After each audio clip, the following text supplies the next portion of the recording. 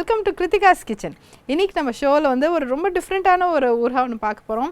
சட்டுன்னு நினச்சோம் சட்டுன்னு பண்ணோம் அப்படின்னு தான் இதோட தியரி. ஸோ இது என்ன அப்படின்னாக்க வந்து மாங்காய் தொக்கு இன் மைக்ரோவேவ்.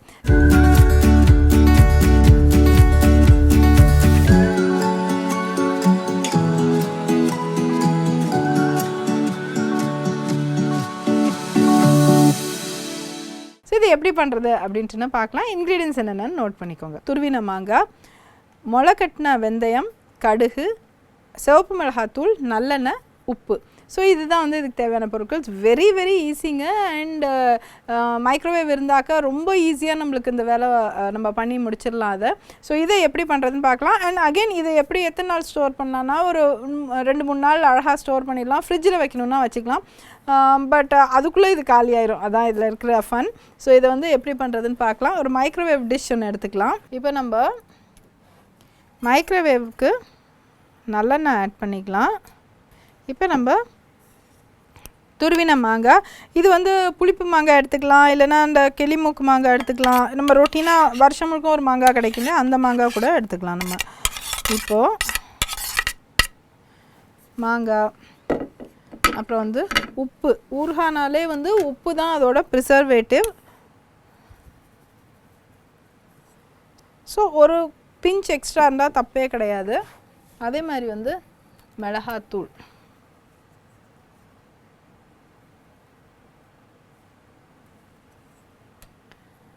ஓகே, இதை வந்து நம்ம என்ன பண்ணுறோன்னா ஒரு நல்லா கலக்கிட்டு மைக்ரோவேவில் வைக்கிறோம்.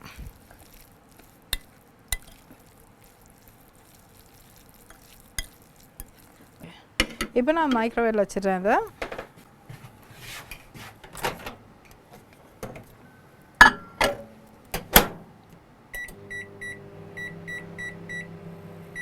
Okay, almost 4 minutes, that is 355 அப்படிங்கிற மாதிரி வச்சுருக்கேன் நான்.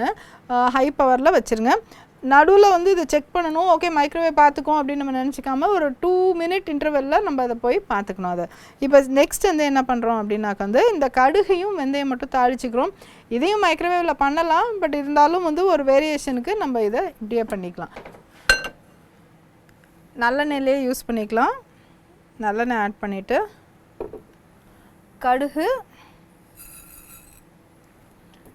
கடுகு தாளித்து வந்ததுக்கப்புறம் இந்த வெந்தயத்தை ஆட் பண்ணிக்கலாம். இப்போ வந்து 2 minutes ஆயிடுச்சு.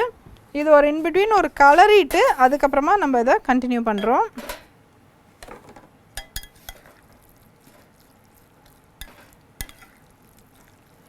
கொஞ்சமாக மஞ்சப்பொடி ஆட் பண்ணினா இன்னும் கலர் நல்லா ரிச்சாக இருக்கும்.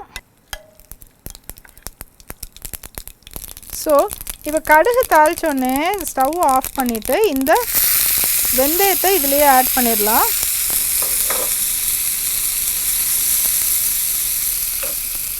இதை வந்து மைக்ரோவேவில் போடாமல் இதை கண்டினியூஸாக இன்னும் கொஞ்சம் நேரம் மைக்ரோவேவ் பண்ணிடலாம். அதை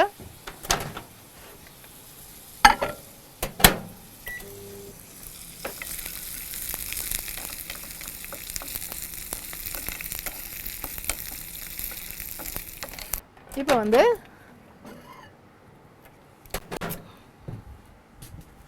நம்ம என்ன பண்ணலான்னா இந்த தாளிப்பை வந்து இதில் ஆட் பண்ணிடலாம். இது பார்த்திங்களா, தாளிக்கிறதும் வந்து ஜஸ்ட்டு கரெக்டான அளவு எண்ணெய், ரொம்ப குளம் மாதிரிலாம் எண்ணெய் நம்மள இதுக்கு வேணாம்.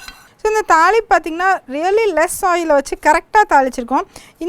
இந்த ஊறுகாலையும் எண்ணெய் வந்து கொட்டையெல்லாம் இல்லை. ஸோ அதனால் வந்து கரெக்டாக இருக்குது. எவ்வளோ தேவையோ அவ்வளோ மட்டும் இருக்கனால வந்து இது ஒரு ஹெல்த்தியான ஊறுகாவாக ஆயிருக்குது.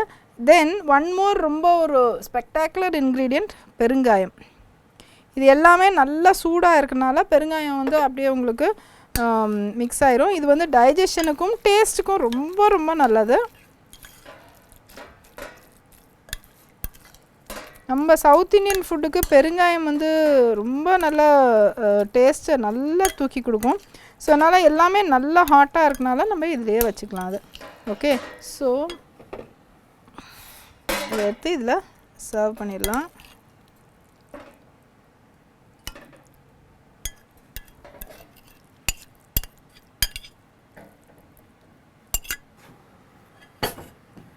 ஸோ இது பார்த்திங்கனாக்கா ரொம்ப ரொம்ப டேஸ்டியான மாங்காய் தொக்கு, which is calorie friendly also. அது உங்களுக்கு கிடச்சிருச்சு. And I'm sure you really enjoy it. See you. Take care. Bye-bye.